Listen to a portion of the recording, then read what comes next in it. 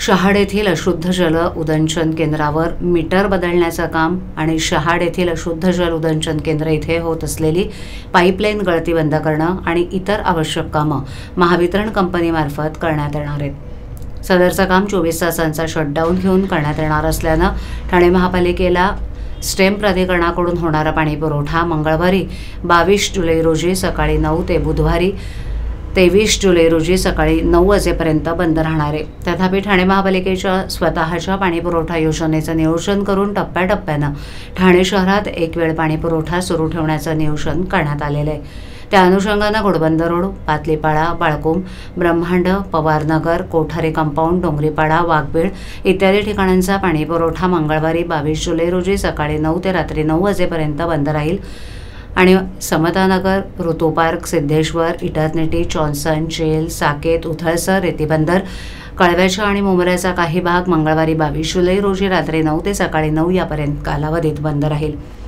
अशा रीतीनं टप्प्याटप्प्यानं एक वेळ पाणीपुरवठा सुरू ठेवण्याचं नियोजन करण्यात आले। या शटडाऊनमुळे पाणीपुरवठा पूर्वपदावर येईपर्यंत पुढील 1 ते 2 दिवस कमी दाबानं पाणीपुरवठा होण्याची शक्यता आहे। तरी नागरिकांनी पाण्याचा योग्य तो साठा करून ठेवावा आणि पालिकेला सहकार्य करावं असं आवाहन पाणीपुरवठा विभागामार्फत करण्यात आले।